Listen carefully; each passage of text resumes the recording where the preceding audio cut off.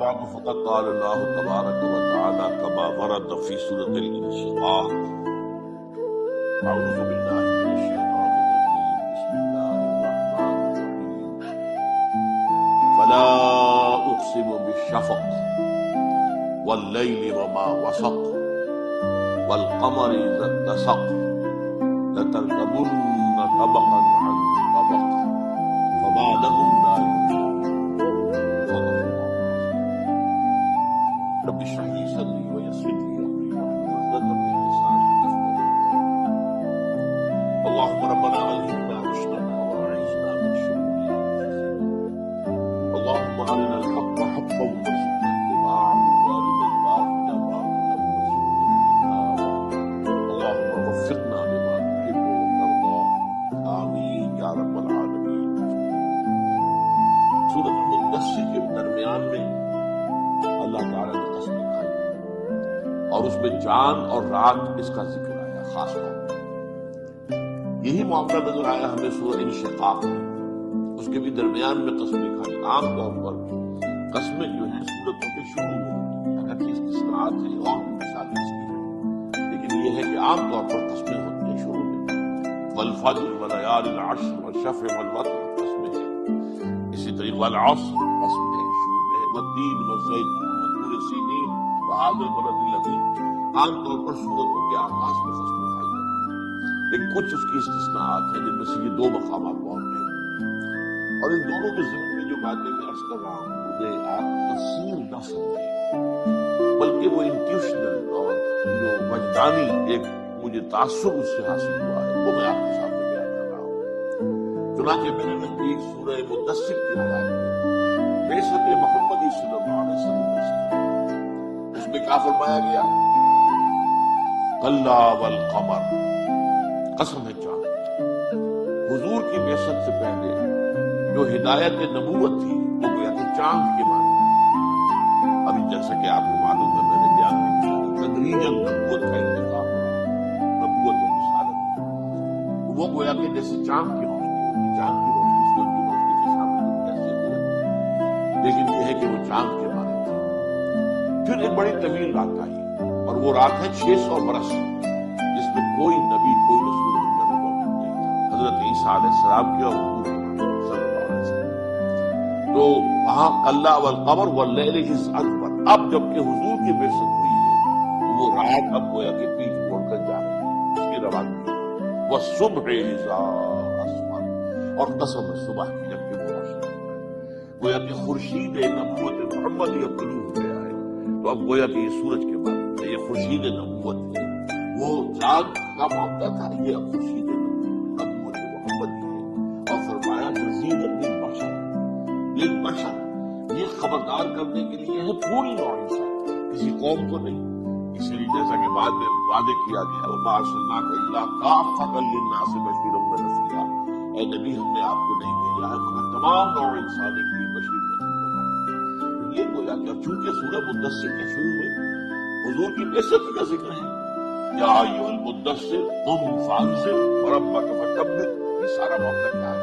بعثت محمدی صلی اللہ علیہ وسلم۔ اسی طریقے سے یہ جو ہے جو میرا آج کا زیادہ موضوع ہے، اگرچہ پچھلے جمعے میں بیان کر چکا ہوں لیکن اس میں کچھ خلا رہ گئے تھے جنہیں میں آج پورا کروں۔ یہ جو قسمیں کھائی گئی ہیں، فلا اقسم بالشفق واللیل وما وسق والقمر اذا اتسق لترکبن طبقا عن طبق، وہاں بھی دن یہاں بھی دن کا ذکر، وہاں بھی رات اور چاند کا ذکر، یہاں بھی رات اور چاند کا ذکر، یہ شاملت ہے۔ اب اس کا پس منظر کیا ہے؟ حضور صلی اللہ علیہ وسلم پر خورشید نبوت طلوع ہو گیا، لیکن اس کے بعد جلد ہی ایک سوال کا جیسا کہ حضور نے خود فرما دیا تھا بدا الاسلام غریبا فسیعود کما بدا فطوبی للغرباء۔ خلافت راستہ کے اختتام کے ساتھ ہی وہ جو زوال کا آغاز ہوا ہے، اس لیے اسلامی نظام جس میں وہ خلافت کا نظام تھا کہ وہ شورائی نظام تھا، وہ تو مسلمانوں کے مشورے سے کوئی خلیفہ مقرر ہوتا تھا، اہل ترین آدمی، کوئی موروثی نظام تو نہیں تھا۔ اب وہ ملوکیت کا دور آ گیا تو گویا کہ ایک منزل گر گئی، پھر رفتہ رفتہ اور زوال ہوتا چلا گیا۔ اس اعتبار سے ایک وقت وہ آیا، آج سے شروع سمجھیے 300 برس کا وقت، گویا کہ خورشید نبوت محمد غروب ہو گیا، البتہ اس کی صرف شفق کی ڈالی جو ہے وہ باقی رہ گئی۔ اسلام ایز اے دین پوری دنیا میں کہیں نہیں، as a then, as a مذہب تو ہے، مسلسل رہا ہے، انگریز کے دور میں بھی رہا، ہر جگہ رہا۔ نماز روزے پر تو پابندی کہیں نہیں لگی، چاہے وہ جو تھا یورپین امپیریلزم، کسی نے بھی نماز روزے پر پابندی نہیں لگائی، لیکن وہ دین کی حیثیت سے وہ آپ کو معلوم ہے کہ آج سے 300 برس قبل جو ہے وہ غروب ہو گیا سورج۔ اب سورج کے غروب ہونے کے بعد جو ہے آپ کو معلوم ہے شفق کی لالی رہتی ہے، روشنی کو دیتا ہے۔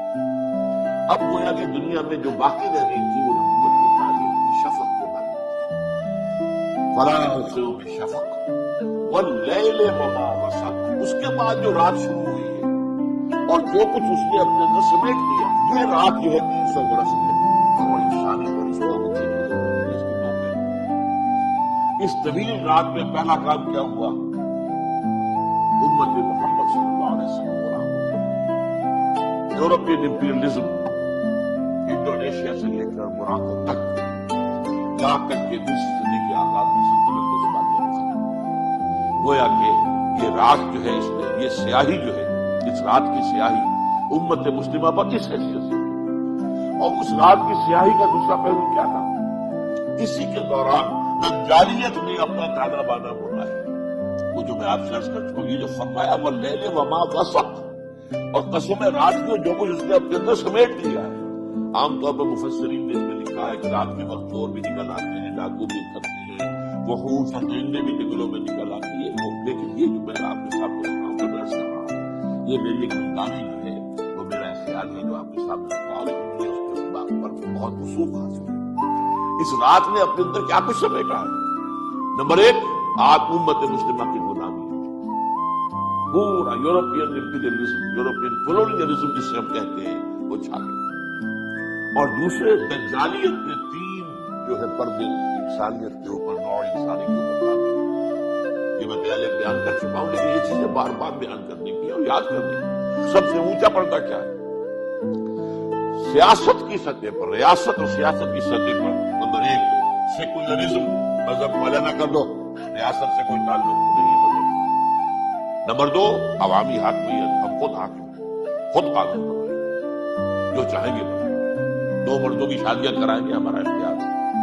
اور نمبر 3 وطنی قومیت، وطن کی بنیاد پر قومیت ہوگی کہ کسی ایک محدود علاقے میں رہنے والے سب برابر کے ہیں۔ یہ 3 چیزیں ہیں جس کی بنیاد پر دین کا معاملہ، دین تو فرق کرتا ہے مسلم اور غیر مسلم۔ اسلامی ریاست جو ہے ظاہر بات ہے کہ اس میں مسلم اور غیر مسلم کا اسٹیٹس ایک نہیں ہے، غیر مسلم یا ذمہ ہے یا واحد ہو سکتا ہے، لیکن وہ برابر نہیں ہے، وہ مسلمان بھی ہے، اس کا اصل شہری مسلمان ہے، اس لیے کہ وہ ایک نظریات کا معاملہ ہے، وہ ایک قومی ریاست عثمانی میں نہیں ہے، وطنی قومیت کی بنیاد پر نہیں ہے۔ اس کو اقبال نے کہا تھا کہ ان تازہ خداؤں میں بڑا سب سے وطن ہے جو پیر ہے اسلام و مذہب کا کفن۔ تو یہ دجالیت کا ایک جو ہے پورے عالم انسانی کے اوپر۔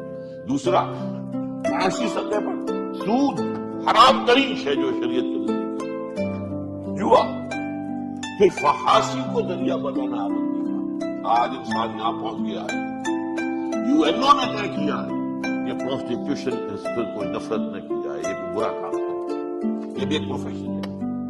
پروسٹیٹیوٹس مت کہو نہیں، دے آر سیکس ورکرس، جیسے کہ اور ورکر ہوتے ہیں، کنسٹرکشن ورکرز ہوتے ہیں جو تعمیرات کے کام میں لگے ہوئے، اینٹیں ڈھو رہے ہیں یا کچھ اور کر رہے ہیں، یا وہ جو ہے تکاری کے اندر مسالہ ڈال کر جو ہے سیمنٹ وغیرہ کا ان پر پہنچا رہے ہیں، ایسے یہ کہا ہے انہوں نے اپنی جسمانی قوت استعمال کی، انہوں نے اپنا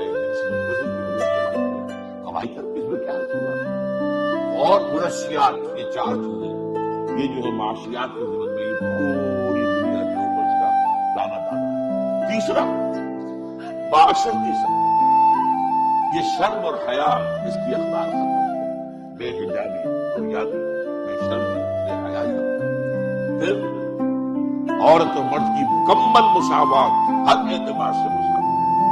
پھر یہ کیا ہے؟ یہ خاندانی اخلاق جو ہے ان کو ختم کرو۔ اس وقت عفت کو کیا سمجھتے ہو؟ کوئی کو خاص اہمیت نہیں، اور خاندانی اخلاق کو ختم کرو۔ عورت کو نکالو گھر سے باہر، وہ گھر میں رہ کر جو ہے وہ چراغ خانہ نہ رہے، بلکہ وہ محفل بن جائے۔ یہ تیسرا ہے۔ البتہ یہ تیسرے کا معاملہ میں نے بار بار کہا ہے، یہ تیسرا پردہ ابھی عالم اسلام پر پوری طرح نہیں آیا، لیکن اس کے لیے جو جدوجہد ہو رہی ہے، جو بلین ڈالرز دیے جاتے ہیں، جو این جی اوز کو اسلاموں پر جو ہے لگا دیا گیا ہے، ہماری اپنی آئیڈیالوجی کونسل جو کچھ کر رہی ہے، ہمارا جو کچھ جو ہے مشرف نے کیا تھا، یہ سب کیا ہے؟ ان غائبی قوانین کو بھی ختم کرو، اس میں بھی صورت وہی آ رہی ہے نا۔ اصل جو اس وقت سوارشات آئی وہ کیا ہے کہ بالکل برابر ہو جائے طلاق کے معاملے میں مرد اور عورت۔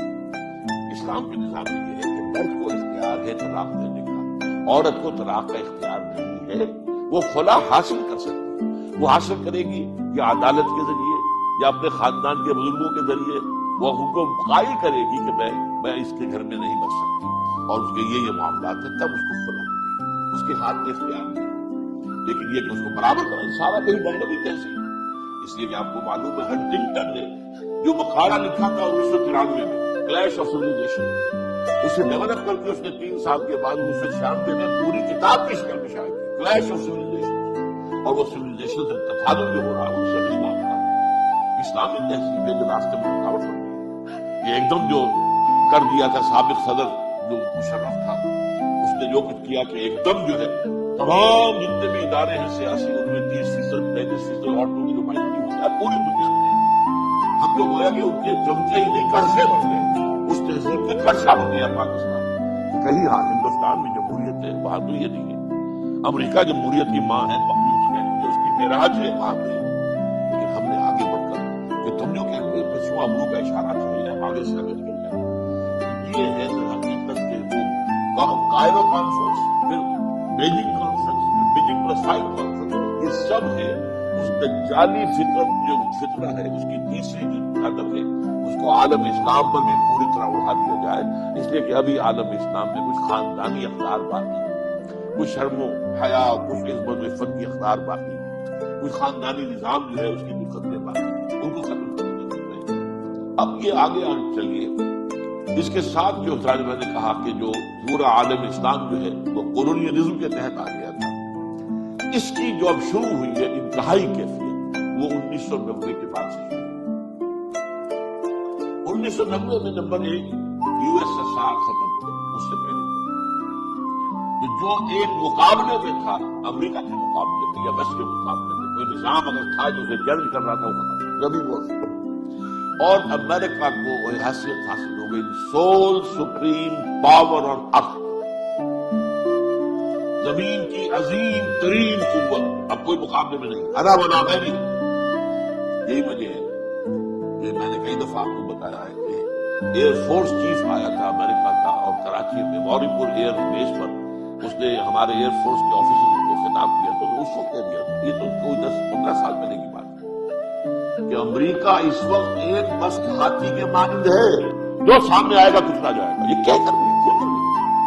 پہلے باتیں ڈھکے چھپے ہوتی تھی، یہ اندیشہ ہوتا تھا کہ ایک دوسری طاقت بھی موجود ہے، ہم نے کسی ملک کو ذرا ڈرایا دھمکایا، وہ اس کا سہارا لے لیں گے، اس کی گود میں چلے جائیں گے، اور روس کے کیمپ میں چلے جائیں گے، USSR کے کیمپ کے ساتھ بن جائیں گے، جیسے کہ بھارت بنا۔ جیسا ہی ہم نے امریکہ کا سہارا لیا، بھارت فوراً جو ہے وہ روس کی جھولی میں چلا گیا، اور اسی نے کشمیر کے مسئلے کو ہمیشہ حل ہونے میں رکاوٹ ڈالی، روس نے ڈالی، USSR ہمیشہ ویٹو کیا۔ کوئی بھی اگر آیا ہے کوئی کشمیر کے معاملے میں UN کے اندر ریزولوشن ویٹو کرنے والا USSR، اس لیے کہ بھارت جو ہے اس کا حمایت کرتا رہا، اس کا حمایت یافتہ تھا۔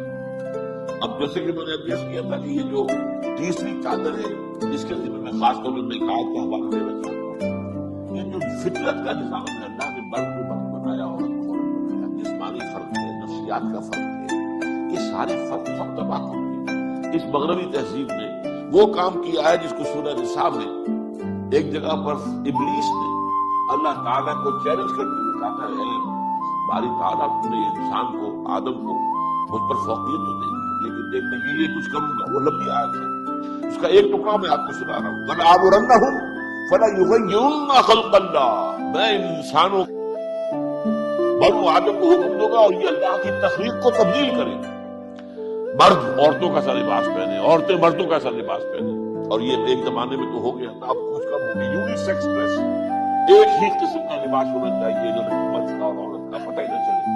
وہ تو یہ ہے کہ اگر آپ بیک سے دیکھ رہے ہو تو پتہ نہیں چلے گا کہ یہ مرد ہے یا عورت، سامنے سے پھر بھی شاید کوئی نظر آ جائے ورنہ پتہ نہیں چلتا. یہ یونیسیکس ڈریس ایک زمانے میں بڑا چرچا ہوا ہے.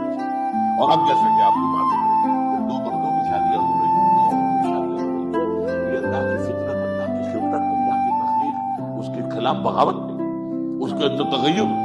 فلا آمرنہم فلیغیرن خلق اللہ، وہ اللہ کی تخلیق کے اندر تبدیلی کرتے ہیں. بہرحال 1990 کے بعد سے میں نے اس کی آپ کو بتایا تھا 4-5 نکاتی ایجنڈا ہے کہ جس پر بہت مسلسل غور ہو رہا ہے، یورپ کے اندر ہو رہا تھا، اور ان کو سمجھنا ضروری ہے. یہ سٹرینڈز ہیں جو کہ ایک رسی کے اندر جیسے کہ ہوتی ہیں لڑیاں، ان کو آپ بٹ دیں گے تو رسی بنتی ہے. تو لڑیاں کون سی ہیں؟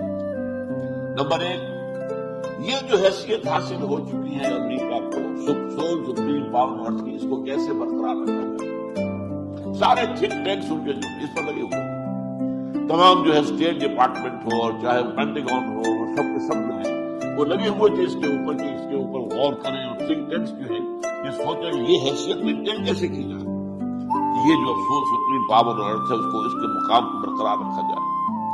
نمبر 2، دجالی تہذیب کی تکمیل کا ایجنڈا، وہی کلیش آف سیویلائزیشن، کہ اس کا جو ایک حصہ رہ گیا ہے ابھی، اس کے ایجنڈے کا ایک حصہ ابھی ذرا آدھا جو ہے پورا ہوا ہے، ابھی آدھا باقی ہے، عالم اسلام کی حد تک اس کو پورا کیا جائے.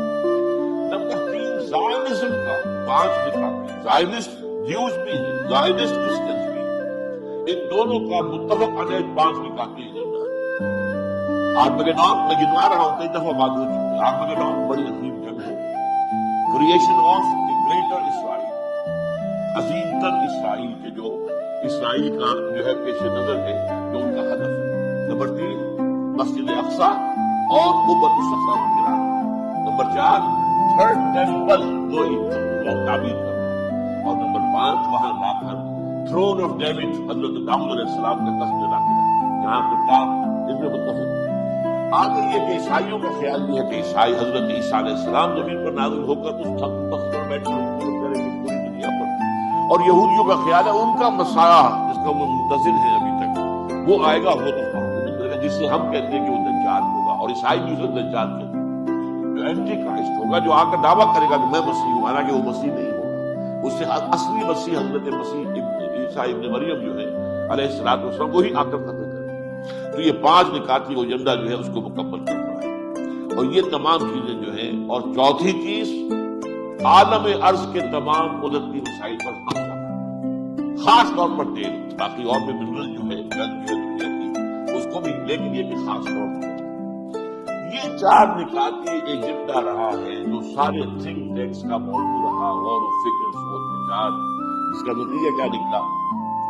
امریکہ نے ایک فیصلہ کیا، یہ بہت تاریخی بات ہے، اس کو نوٹ کریں. کیا فیصلہ کیا؟ اب ہم یہ نہیں دیکھیں گے کہ کوئی ہم پر حملہ آور ہو تو ہم جواب دیں، ہمیں ذرا بھی اندیشہ ہوا تو پہلے سے حملہ کریں. پری ایمپشن، ہمیں کوئی فکر نہیں ہے، نہ عالمی رائے عامہ کی کوئی فکر ہے، اور نہ ہی ہمیں کوئی یونائٹڈ نیشن سے کوئی سروکار ہے، وہ مکتی رہے جو مکتا ہو اسے. ہمیں اپنے الائز کی بھی فکر نہیں ہے، ہم خود اتنے طاقتور ہیں، ہم یہ سارا معاملہ خود کر سکتے ہیں. اور جنگجوئی کا ایک نقشہ جو ہے، یہ جنگجو جو صدر تھا امریکہ کے صدور میں سے، یہ بش ثانی جو ہے، در حقیقت یہ جنگجو صدر کی حیثیت سے تاریخ میں درج ہے. اس نے باقاعدہ جو ہے اس کو ایک اصول بنا دیا، اور اس کے لیے یہ ہے کہ انہوں نے ایک بہانہ بنایا پرل ہاربر کا، گویا کہ دوبارہ معاملہ جو کیا ہے جس طریقے سے پہلی دوسری جنگ عظیم کے بعد پرل ہاربر کے حادثے کے نتیجے میں امریکہ جو ہے وہ جنگ دو میں شروع ہوا تھا، جنگ عالم کی جنگ دو میں. اسی طریقے سے انہوں نے اب خود اپنے ٹوئن ٹاور کو گرایا تاکہ غصہ پیدا کر، الزام لگا دیا القاعدہ اور اسامہ بن لادن، اور ان کے لیے اس قدر جوش اور خروش پیدا کر دیا، انتقام کا جذبہ، کہ پھر ان کو ہر طرح کی جو ہے وہ سینکشن جو ہے مالی اخراجات کی وہ بھی چلی. یہ سارا معاملہ انہوں نے کیا اس کام کے لیے، اس ایجنڈے کو پورا کریں. اب پروو کرنے کی بات کیا ہے؟ اس کا سارے ایجنڈے کا سب سے پہلا ہدف کیا ہے؟ عالم اسلام. میں بیان کر چکا ہوں کیوں. نمبر 1، نزلہ برعضو ضعیف بھی ریزت، کمزور یہی ہے، عالم اسلامی کمزور ہے. نمبر 2، تیل کے عظیم ترین ذخائر اس کے قبضے میں، اس کے قدموں تلے۔ نمبر 3، دجالی تہذیب کا جو آدھا حصہ بھی رہتا ہے تیسرے پردے کا، اس کے راستے میں رکاوٹ یہی علاقہ، یہی پر ہے ابھی وہ تہذیب جس میں عورت کا معاملہ عورت ہے، مرد ہے، عورت کا اور دائرہ کار ہے، مرد کا اور دائرہ کار ہے، عورت کے کچھ اور فرائض ہیں، مرد کے کچھ اور فرائض ہیں، عورت کے کچھ اور حقوق ہیں، مرد کے کچھ اور حقوق ہیں۔ وَلِلرِّجَالِ عَلَيْهِنَّ دَرَجَةٌ، اور مردوں کو عورتوں کے اوپر ایک فوقیت کا درجہ حاصل ہے، قرآن کہتا ہے۔ یہ تو سال نفی ہے، آج جو کہا جا رہا ہے کہ بالکل برابر ہر اعتبار سے بالکل برپاس ہے، برابر نہیں ہے۔ اللہ تعالیٰ نے بتایا ہے، اللہ نے فرمایا وَلِلرِّجَالِ عَلَيْهِنَّ دَرَجَةٌ الرِّجَالُ قَوَّامُونَ عَلَى النِّسَاءِ، یہ سارا قرآن میں یہ تفصیل ہے، تو اس کو بھی مکمل کرنا ہے۔ اور نمبر 4، شاید جسم کا جو دعا دیا جاتا ہے وہ تو ظاہر بات ہے مرشد کے مستقبل سے متعلق ہے، وہیں پر گرانا ہے نا، مسجد اقصیٰ کو، قبۃ الصخرہ کو، اور ظاہر بات ہے کہ وہیں پر جو ہے گریٹر اسرائیل کرنا ہے۔ یہ سارے ممالک اسی میں آئے گا، عراق بھی آئے گا جو ان کا نقشہ ہے، پورا شام، جو شام کے یہ حصے ہیں، اب جو ورنہ یہ پورا ایک ملک ایک شام تھا، لبنان ہو، شام اس وقت کا سیریا ہو، یا یہ کہ جارڈن ہو، یہ سب ایک ملک تھا۔ بلاد شام، عراق عرب، شام عرب، قدیم زمانے میں یہ دو تھے۔ یہ اس پورے کو پھر مصر کا حصہ لینا ہے، انہوں نے سینائی پیننسولا پورا لینا ہے، اس میں کوہ سینا ہے جہاں حضرت موسیٰ علیہ السلام کو اللہ تعالیٰ سے ہم کلام ہونے کا شرف حاصل ہوا، جہاں انہیں وہ 10 کمانڈمنٹس دیے گئے، جو پتھر کی تخلیوں پر لکھے ہوئے احکام نقشہ دیے گئے، وہ تو کہاں ہے؟ سینائی سینا کے اندر۔ پھر یہ کہ جہاں پر آباد رہے ہم کئی 100 برس تک، جو حضرت یوسف علیہ السلام کے زمانے میں چلے گئے تھے، سارے کے سارے بھائی پھر حضرت یوسف علیہ السلام کے اپنے خاندانوں سمیت آ گئے تھے، حضرت یعقوب بھی آ گئے تھے، تو وہاں رہ کے 1 برس تک وہ بھی لینا ہے۔ پھر یہ کہ عرب کا بھی شمالی حصہ لینا ہے، جس میں کہ مدینہ بھی شامل ہے، خیبر وغیرہ تو ہے ہی، وہ تو آباد رہیں گے تھے ہی، لیکن مدینے کے اندر بھی 3 قبیلے تھے کہ وہاں سے ان کو نکالا گیا، لہٰذا وہ بھی ہمیں لینا ہے۔ اسی طرح ترکی کے جنوب کا حصہ بھی ہمیں لینا ہے۔ تو یہ سارا ایجنڈا جو ہے اس کا تعلق تو مڈل ایسٹ سے، مڈل ایسٹ کا ایک نیا نقشہ بنانا یہ پیش نظر ہے، وہ شائع بھی کر رہے ہیں اس کے سامنے، اس کی طرف اقدام کرنے کے لیے۔ تو یہ در حقیقت 4 وہ اسباب ہیں جن کی وجہ سے اصل میں اس نئے، جس کو بھی میں کہوں گا نیو ورلڈ آرڈر اس کو کہا تھا، بش اول جو تھا اس کا باپ موجودہ بش کا، اس نے جیسے ہی عراق کا تہس نہس کیا تھا معاملہ، صدام پر حملہ کر کے اور اس کی فوج کا مرکز نکالا، اس کے بعد اس نے کہا تھا اب نیو ورلڈ آرڈر کا وقت آ گیا ہے۔ یہ گویا کہ اس ایجنڈے کا آخری حصہ جو ہے اس کی تکمیل کا وقت آ گیا۔ اور یہ بش ثانی جو ہے اس کا بیٹا، وہ بھی ایونجلسٹ تھا، یہ بھی ایونجلسٹ ہے، وہ بلی گراہم کا مرید تھا، یہ اس کے بیٹے کا مرید ہے، اور یہ جو ہے یہ کہتا ہے وہ تو خدا نے حکم دیا ہے جب کرو، خدا نے حکم دیا ہے کہ یہ بمباری کرو، بڑے بمباری کی ہے۔ یہ بڑا کٹر قسم کا عیسائی ہے، اور اس نے یہ میں پچھلے جمعے میں آپ کو بتا چکا ہوں 2005 عیسوی میں 40 ارب ڈالر اس نے دیے ہیں، جو کہ ایک عیسائیوں کی مذہبی تنظیم ہے، وہ زیادہ جو قوم والے کہلاتے ہیں اور جن کا معاملہ جو ہے ایونجلسٹ کہلاتے ہیں، بورن اگین کرسچنز کہلاتے ہیں، یہ لوگ جو ہے 40 ارب ڈالر اس نے دیا۔ تو اس معاملے کے اندر جو ہے یہ ہے وہ معاملہ جس طرح آج میں چاہتا ہوں کہ ذرا آپ ایک ایک کر کے عالم اسلام کے ممالک کا مختلف معاملہ سمجھیں۔ اس میں سب سے پہلا ہدف بنا ہے افغانستان۔ وہ جو 4 میں نے آپ کو لڑیاں بتائی ہیں، یہ جو بٹی ہوئی ہیں، اب ان کے حوالے سے دیکھیے افغانستان میں عظیم ترین بات ہوئی ہے کہ نظام اسلامی کی ایک ہلکی سی جھلک ملتی ہے۔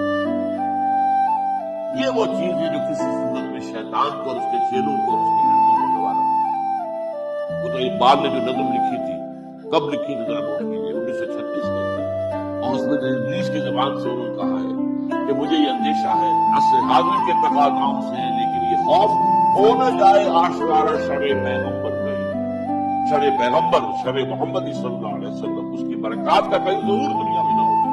اگر وہ ہو گیا تو میری انگلیسیت کا پردہ کیا ہو گیا، میرا سارا کھانا بانا جو میں نے بڑی محنتوں سے بنایا ہے، صدیوں کی محنت سے بنایا ہے، وہ سارا جو ہے وہ ختم ہو جائے گا، وہ جو ہے برباد ہو جائے گا۔ اس کی جھلک نظر آئی، اگر چاہے کوئی اسلامی نظام کا قائم نہیں ہوا، لیکن یہ ہے کہ چند سزائیں جو ہے اسلامی وہ نافذ کی گئی، اس لیے یہ ہوا کہ 100% امن، پیس، نہ ڈاکہ رہا، نہ چوری رہی، نہ کوئی اور زیادتی رہی، نہ زنا رہا، نہ ریپ رہا، کچھ صرف اس لیے کہ سزائیں جو ہے شریعت کی نافذ ہو، اور ایک حکم پر ملا ابھر کے آپ کو معلوم ہے پاپی کی کاشت جو ہے زیرو ہو گئی، جو اربوں ڈالر امریکہ دیتا ہے کسی طریقے سے بعد آ جاؤ خدا کے لیے یہ پیسے لے لو تم یہ پاپی کاشت کرو، لیکن نہیں پاپی ہو رہی، ہر سال زیادہ بڑھ رہی ہے، مثال اس کی جو ہے وہاں پر بڑھ سکتی ہے، اور وہاں ایک حکم آیا تھا بات ختم ہو گئی۔ تو یہ نظام جو ہے اگر کہیں یہ بڑھ گیا اور اس نے کوئی شکل اختیار کر لی جو جدید جو تصورات ہیں ریاست کے ان کے بھی مطابق ہو جائے اور اسلامی تمام اقدار اس کے اندر موجود ہوں، خلافت راشدہ کے اصول بھی موجود ہو اور عہد حاضر کے جو بھی انسٹیٹیوشن ڈیولپ ہوئے ہیں وہ بھی پورے طور پر برمکار آ جائے تو گویا کہ یہ حیثیت کا خاتمہ ہو جائے گا۔ اب یہی وجہ ہے نوٹ کیجیے یہ بڑے عظیم تاریخی حقائق ہیں۔ تاریخ انسانی کا جتنا بڑا کولیشن بنا ہے افغانستان پر حملے کے لیے وہ پھر کبھی نہیں بنا، اس سے پہلے بنا نا اب بنے گا، عراق پر تو نہیں بنا، نیٹو کی فورس تو عراق میں نہیں گئی، کیوں نہیں گئی؟ یہاں کیوں آئی؟ اس لیے کہ الکفر ملت الواحدہ، اور ملت واحدہ کو سب سے بڑا اندیشہ اسلام سے، لہذا چاہے وہ امریکہ ہو چاہے وہ یورپ ہو، اسی طریقے سے ان کو جو ہے پشت پناہی حاصل نہیں ہے روس کی اور چین کی بھی۔ گارڈن براؤن جو وزیر اعظم ہے برطانیہ کا، اس نے بیان دیا باقاعدہ واشنگٹن میں کہ عنقریب چین بھی اپنی فوجیں افغانستان میں بھیج دے گا۔ اب آپ سوچیے کہنے والا کون ہے؟ یہ کوئی عام اخباری نہیں ہے، کوئی صحافی نہیں ہے، برطانیہ کا وزیر اعظم ہے، وہ کہا اس نے کچھ کہا ہے تو بیک گراؤنڈ میں کچھ ہے موجود لازمی، اگرچہ چند دن کے بعد چین کی طرف سے تنقید آ گئی، لیکن عام طور پر آپ کو معلوم ہے موجودہ سیاست کا معاملہ جو ہوتا ہے کہ اسی طریقے سے ایک بات آئی پھر تردید آئی پھر معلوم ہوا نہیں کچھ تھا پھر بعد میں کھل کر آ گیا، پہلے وہ کوئی ایک فیلر آیا اس کے بعد جو ہے رد عمل دیکھ کر لیکن معلوم ہوتا ہے کہ اس کی وجہ کیا ہے، وجہ وہی سمجھ لیجیے کہ افغانستان کے اندر اس بات کا امکان ہے کہ یہاں ایک صحیح اسلامی ریاست قائم کی جائے، اس کا امکان نظر آیا، لہذا سب سے بڑا کولیشن بن گیا، اور اس میں جیسا کہ میں نے ابھی عرض کیا ہے کہ چین کے میں سمجھتا ہوں چین آئے گا اس میں، یہ چین کو خود اندیشہ ہے، اس کا جو اتنا بڑا صوبہ شنکیانگ جہاں پہ اکثریت عظیم مسلمانوں کی ہے وہاں پر بھی تو یہ تحریک آخر آج کل آپ کو معلوم ہے کوئی ویزا نہیں چاہیے تھاٹ کو، کسی فکر کے لیے تو کوئی نہ ویزا ہے نہ پاسپورٹ ہے تو جاتا ہے، نہ کوئی پہاڑ روک سکتا ہے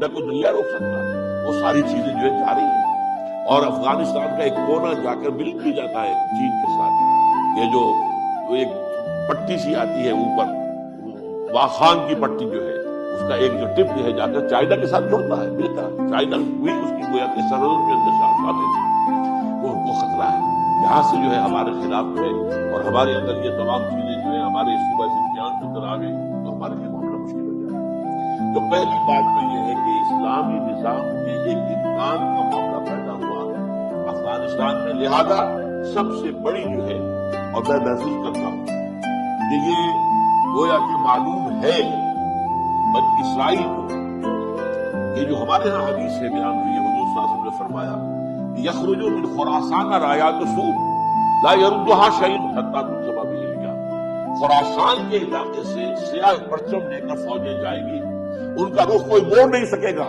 جب تک کہ وہ جا کر یروشلم میں نصب نہ ہو جائے گا۔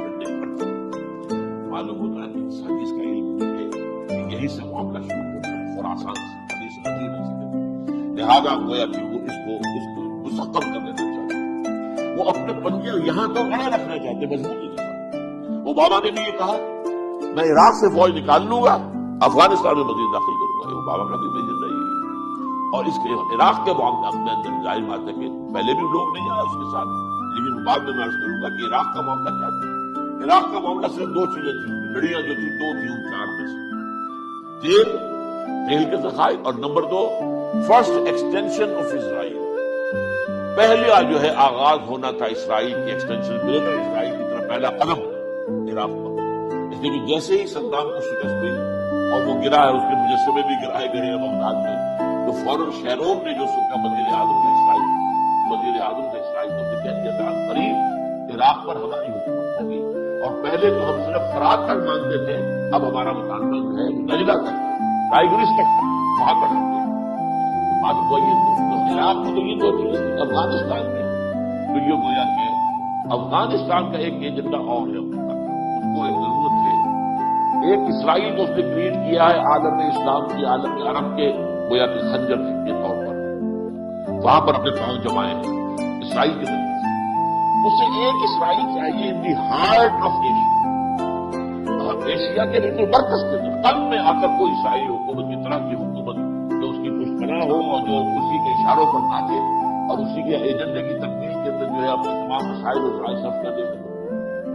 اس کے لیے انہوں نے افغانستان کو منتخب کر دیا. یہاں سے تو ہر صورت ان کا پروگرام ہے، بعد میں عرض کروں گا کہ ان کا پروگرام میں ہوگا کیا یہ اللہ جانتا ہے، اس کو معلوم ہے، لیکن پروگرام ان کا کیا ہے. یہاں سے تو انہوں نے اپنے پنجے جو ہے وہ گاڑ کر رکھنے ہی رکھتے ہیں ہر حالت میں، چاہے اس کی وجہ سے اب انہوں نے جو کچھ کیا ہے. اب آپ کو معلوم ہے پاکستان کے اوپر جو حملے ہیں ان کے، اب پاکستان کے صوبہ سرحد کے سینٹرل ایریا کے اندر شروع ہو گئے، بنو کے اندر آ گیا اور یہ بڑا ایک ہے. ہماری حکومت کہے گا ریکو معاہدہ ریکو معاہدہ، اور ان سے برابر آ رہا معاہدہ ہے، ہمارا معاہدہ ہے، ٹرائی ایگریمنٹ ہے ہمارا، یہ کس سے فریقی ایگریمنٹ ہے. اور پاکستان کی حکومت اور امریکہ اور نیٹو ان کی حکومت، ان کا ایک معاہدہ ہے. یہ حملے ہوں گے اور ہم مل جل کر رہے ہیں اور آپس میں ایک دوسرے کے تعاون سے کر رہے ہیں. یہ سارا معاملہ مغرب سے جو خبر آ رہی ہے وہ یہ ہے. یہاں سے کوئی معاہدہ نہیں، ہمیں نہیں معلوم، کوئی ہوگا شاید ہوگا، اگر ہوگا تو مشرف کے زمانے کا ہوگا، کوئی ریکارڈ نہیں ہے، کوئی ہمارا معاہدہ نہیں ہے. اور اس کے بعد یہ کہ چھوٹا سا بیان دے دینا، بس بس بس اب نہیں، بس اس کی دعوت نہیں، اب برداشت نہیں ہوگا، اب ہماری ساورنٹی کو آپ چیلنج نہیں کر سکتے. لیکن وہ اس لیے کہ انہوں نے افغانستان کو اپنے بس پڑتے چھوڑ کر نہیں، اسے ایک اسرائیل بنانا ہے ایشیا.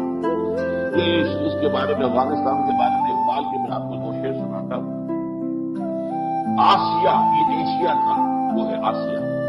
آسیہ یک پیکرے آب و گلشتی، یہ مٹی اور پانی کا ایک پیکر ہے، جیسے انسان کا جسم ہے مٹی اور پانی سے بنا، نظارے سے بنا. ملت افغان دری پیکر دلشت، جس طرح انسان کے جسم کے اندر دل ہے تو ملت افغان جو ہے وہ ایشیا کے دل کی حیثیت رکھتا ہے. آج فساد ہے وہ فساد آسیہ، اگر وہاں فساد ہوگا پورے ایشیا میں فساد ہو جائے گا. آج کشاد ہے وہ کشاد آسیہ، اور اگر وہاں کے حالات جو ہے کھل جائیں بہتر ہو جائیں گے تو وہ جو ہے پورے ایشیا کے اندر راؤ ہو جائے گا. اس کو وہ چاہتے ہیں اپنا اسرائیل بنانا. اور جیسا کہ میں نے آپ کیا کہ اس کے سمجھ میں کیونکہ وہ حدیث بھی موجود ہے، یقین اسرائیلیوں کے یہ لوگ بہت ریسرچ کرتے ہیں کہ سامنے چنانچہ ایک حدیث میں آیا ہے کہ صرف ایک درخت غرقت کا ہوگا کہ جو یہودیوں کو پناہ دے گا جب حضرت مسیح علیہ السلام کو نزول ہوگا. اس کے بعد جو یہودیوں کا قتل عام ہوگا اس وقت ایک درخت ہوگا جو یہودی کو پناہ دے گا، غرقت، باقی کوئی درخت بھی پناہ نہیں دے گا. جو اگر کوئی یہودی اس کے پیچھے چھپے گا تو درخت پکار کر کہے گا کہ اے عبداللہ، اے مسلمان، میرے پیچھے یہ چھپا ہوا یہودی سے کم. اور انہوں نے اپنے یہاں سب سے زیادہ پلانٹیشن غرقت کی، انہیں معلوم ہے. اور یہ میرے علم میں نہیں ہے، ہماری زبان میں اس غرقت کا کیا ترجمہ ہوگا، کون سا وہ درخت ہے، اور آیا وہ نام کا وہ درخت ہمارے یہاں ہے کہ نہیں ہے. لیکن یہ کہ یہ ہے بتایا گیا اسی درخت کی سب سے بڑی پلانٹیشن یہ حدیث ان کے نمبر 3 بات ہے کہ سینٹرل ایشیا کے تیل کے ذخائر کے لیے راستہ چلتا ہے. اب وہ افغانستان کا منظور ہے، تیل سے بہت زبردست ذخائر وہاں موجود. ابھی تو چائنا کوشش کر رہا ہے، وہاں سے اس نے پائپ لائن بچھا دی ہے اور وہ چاہتا ہے کہ وہاں سے وہ تیل جو ہے ادھر سے اپنے نہ لے جائے. یہ امریکہ کی جو تیل ہے وہ اصل میں گریٹر بلوچستان میں اس لیے بنانا چاہتا ہے کہ اس کے راستے سے افغانستان اور وہاں سے ہو کر یہ راستہ بن جائے ادھر حقیقت جو ہے سینٹرل ایشیا کے تیل کے ذخائر کرتے ہیں. اور پھر وہاں پر بے انتہا منرلز بے انتہا افغانستان. اور یہ ہمارے علم نہیں جتنے ان کے علم میں. ایک زمانے میں جب کہ وہ جنگ جاری تھی اور جو ہمارے ہاں کے کچھ سائنسدان جن میں سے وہ ایک ان کا نام آپ کو معلوم ہوگا، وہ جیل میں بھی رہے پھر بشیر الدین محمود، ایٹمک سائنسدان کے بارے میں لوگوں کو شک و شبہ میں ڈال دیا گیا کہ شاید قادیانی نہیں ہے، مخلص مسلمان ہے، سنی مسلمان. انہوں نے جا کر جو جائزے لیے ان کا کہنا یہ تھا کہ عظیم ترین ذخائر جو تیل کے وہ خود افغانستان کے اندر موجود ہے اور جو منرل ویلتھ وہاں پر اس کا کوئی اندازہ ہی نہیں، کیونکہ وہ اصل میں سائنسدان ہے اور ایٹمک سائنسدان ہے، ان کی بات ہوئی. اور وہاں پر بھی اگر زیر زمین میٹھے پانی کے اتنے بڑے ذخیرے ہیں کہ پورے افغانستان کو اگر اس کو اس کے ذریعے سے ان کو ٹیپ کر دیا جائے تو اسے باغ و بہار بنایا جا سکتا ہے. اب یہ چیزیں اگر ان کے علم میں ہیں تو ظاہر بات ہے کہ ان کے علم میں بھی ہے. اسی لیے انہوں نے سب سے بڑا مرکز جو بنایا ہے وہ در حقیقت افغانستان. اس میں میں ایک ایک بات اور بھی کر دوں، امریکہ جیسی سپر پاور جو ہے وہ اپنے تمام جو ہے آپشن کو ایک ہی نہیں رکھا کرتی، آلٹرنیٹ آپشن بھی ان کے رہتے ہیں۔ ایک آپشن کا ہارٹ آف ایشیا میں ایک انسرائی کریٹ کرنے کا ایک آپشن یہ تھا، اور شاید اب بھی ہو، کشمیر کو، گریٹر کشمیر، انڈین کشمیر، پاکستانی کشمیر اور ادھر سے گلگت ہنزا ملا کر گریٹر کشمیر، کیونکہ یہ گلگت ہنزا بھی اس زمانے میں سکھوں کی ریاست جو تھی کشمیر میں شامل تھی، ان کو بنا کر، اور اس سے یہ کہ چائنا کو کنٹین کرنے کا پروگرام جو ہے وہ بھی مکمل ہو جائے اور ہارٹ آف ایشیا میں ایک اسرائیل بن جائے۔ آبادی کتنی ہے وہاں؟ بہت تھوڑی ہے، ان سب کو سونے میں بھی توڑ دیں تو وہ ان کو جو ہے استعمال کر سکتے ہیں اپنی مرضی کے مطابق، ان سے جو ہے وہ پالیسیاں بنوا سکتے ہیں۔ ایک آلٹرنیٹ یہ رہا، یہی وجہ ہے کہ ایک رابن رافیل ہوتی تھی، اس رابن رافیل کی بیوی کے جو ضیاء الحق صاحب کے ساتھ حادثے کے اندر ہلاک ہوا، سفیر جو تھا اس کی بیوی مسز رابن رافیل، وہ وہاں پر secretary, under secretary of state for South Asia کے زمانے میں اس نے باقاعدہ بیان دیا تھا۔ اس نے کہا تھا کہ ہم بھارت سے اس کا کشمیر لے کے، پاکستان سے اس کا کشمیر لے کے، ناردرن ایریاز لے کے، اور پاکستان نے جو کچھ رقبہ دے دیا تھا لداخ کا علاقہ جو چین کو وہ بھی واپس دے دیا، اور ان سب کو ملا کر ایک گریٹر کشمیر قائم۔ وہ تو بھارت اس وقت تک جو ہے وہ امریکہ کے پھندے میں پھنسا نہیں تھا۔ بھارت کے وزیر داخلہ نے کہہ دیا تھا اس فلور آف دی ہاؤس کے اوپر کہ امریکہ کی اپنی نیت خراب ہو چکی ہے کشمیر کے بارے میں، وہ اڑا رہا۔ اب ظاہر بات ہے کہ بھارت بھی اس کی چوری کی ہے، یہ بھی ہو سکتا ہے۔ ایک اور اسکیم سامنے آئی ہے، اور یہ پاکستان کے ایک سرونگ میجر آدمی کے انہوں نے آ کے مجھے بتایا، جو آج کل ناردرن ایریا کے اندر ہی کام کر رہے ہیں، جو بڑا شدید اندیشہ پیدا ہو رہا ہے کہ اسماعیلی ریاست قائم ہو جائے گی۔ وہاں بہت عرصے سے بہت پیسہ جو ہے اسماعیلی اور آغا خان نے جو وہاں پر لگایا ہے، اس کی وجہ سے اس کا امکان موجود ہے کہ گریٹر جو ہے وہ اسماعیلی ریاست قائم ہو جائے۔ بہرحال یہ ان کے آپشنز ہیں۔ بہرحال اب آئیے پاکستان کی طرف، پاکستان کا معاملہ کیا ہے؟ سب سے پہلے اسلامک فنڈامنٹلزم کا فکری اور علمی گڑھ تو پاکستان، لہذا اس ضلع کو ختم کرنا، مسمار کرنا جو ہے وہ ان کے لیے لازمی ہے۔ نمبر 2، واحد اسلامی مسلمان ایٹمی پاور، تو وہ جو گریٹر اسرائیل کا نقشہ ہے اس کو شروع کرنے سے پہلے اس پاکستان کے ایٹمی دان توڑنے ضروری ہے، ورنہ اگر وہ معاملہ شروع ہو گیا تو جو طوفان اٹھے گا پورے عالم اسلام کے عوامی سطح پر، وہ حکومتوں کو بہا کر لے جائے گا، اور اس کو خطرہ موجود ہے کہ کہیں فنڈامنٹلسٹ حکومت پاکستان میں قائم ہو جائے۔ ان کے ہاتھ میں اگر ایٹمک ہتھیار آ گئے تو پھر ظاہر بات ہے کہ وہ استعمال ہمارے خلاف استعمال ہوگا، لہٰذا اس کے ایٹمک دان توڑنا یہ ان کے پروگرام میں شامل ہے، کم سے کم دان توڑ دیے جائیں۔ نمبر 3 یہ کہ چائنا کا گھیراؤ مکمل کرنے کے لیے، اس لیے کہ یہی آؤٹ لیٹ ہے چائنا کو جو ملا ہوا ہے۔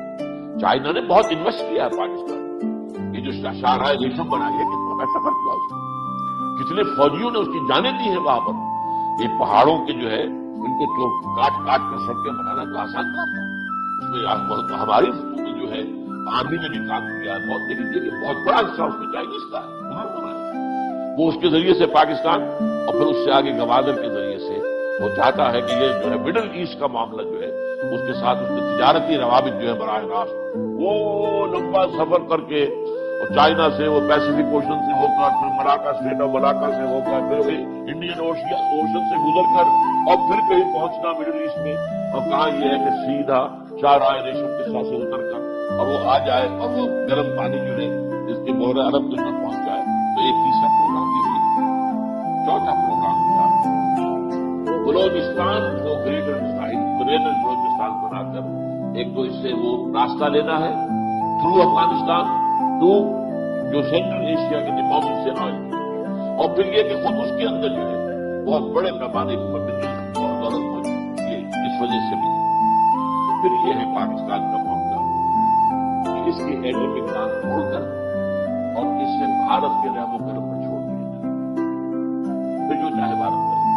اس میں کئی دفعہ آپ کو بتا چکا، ڈونیزا رائس کا یہ بیان اب اسی مقام پر ہے جس پر کبھی وہ مسز رابن رافیل تھی، اسی پوسٹ پر اب پہنچ، بلکہ اس سے ذرا اوپر کے store per secretary of state ہے یہ تو وزیر لیول پر ہے۔ اس نے کہا ہے کہ پاکستان کے مستقبل کا فیصلہ بھارت اور امریکہ مل کر یہ اس کے آن ریکارڈ ہے. اس میں کوئی بات ایسی نہیں ہے کہ جو کوئی ادھر سے سنائی. یہ باتیں ان کے سامنے موجود ہیں. اس اعتبار سے بھارت پاکستان کا معاملہ جو ہے اس میں نمبر 2 ہے. نمبر 1 افغانستان کے بعد نمبر 2. کیوں؟ اس لیے اسلامی فنڈامنٹلزم کا علمی اور فکری گڑھ پاکستان. نمبر 2 بلوچستان کے راستے سے ہی جو ہے وہ انہیں گریٹر جو ہے ذخائر جو ہے تیل کے سنٹرل ایشیا کے وہاں تک پہنچنے کا راستہ نکالنا ہے. نمبر 3 چائنا کی گھیراؤ کی تکمیل کرنی ہے. اور یہ سارا جو ہے چائنا نے انویسٹ کیا ہوا ہے اور اس کے سارے نقشے کو ختم کرنا ان کے پیش نظر.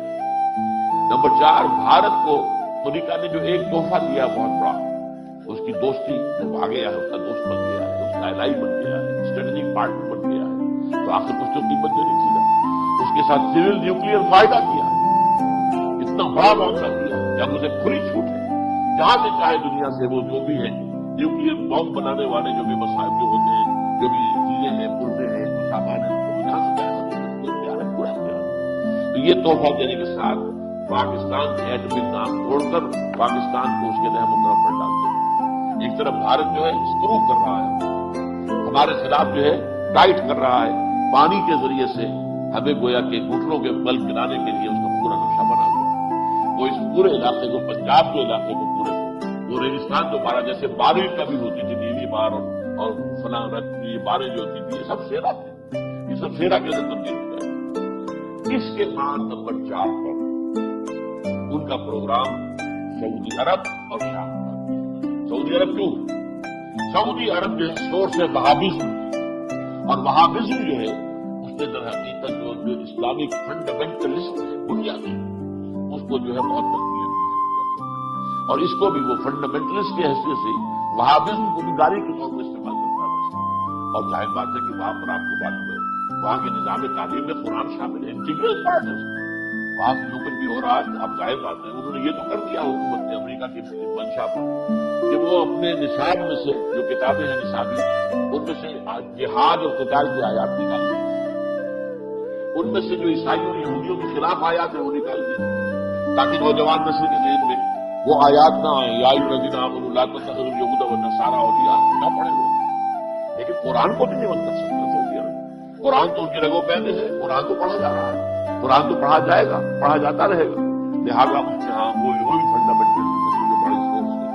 اور آپ کو معلوم ہے کہ ہولی سائٹس کے اوپر جو ہے حملہ کرنے کا معاملہ امریکہ نے آ چکا. اب آخری بات یہ ہے کہ یہ تو وہ باتیں ہیں جو میں نے آپ سے عرض کیا کہ جو ان کا نقشہ ہے. لیکن یہ کہ جیسا کہ ہمیں معلوم ہے اسلام میں جیسے ہی غربت کا آغاز ہوا تھا تجدیدی مسائل کا بھی آغاز ہو گیا تھا. یہ تجدیدی مسائل جو ہے 1400 برس میں تدریجاً بڑھتے بڑھتے بڑھتے وہ اب اپنے کلائمیکس کو پہنچنے والے.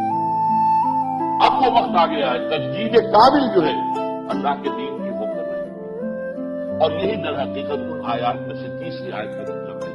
یہ جو فرمایا فلا اقسم بالشفق واللیل وما وسق والقمر اذا اتسق، یہ تجدید کا چاند رفتہ رفتہ جب کے بڑھتا ہے. چاند ایک پہلے دن کا خلال ہے، پھر ہے دوسری تیسری چوتھی 14 صدیوں میں آ کر اب اسلام کی تجدید کامل ہونے والی ہے. یہ وہ وقت آ چکا ہے جب مجدد کامل کا ظہور ہوگا اور اسی کے ضمن میں مختلف تجدیدی مسائل جو ہے وہ چھوٹی چھوٹی تجدیدی مسائل یہ عالم اسلام میں چل رہی ہے.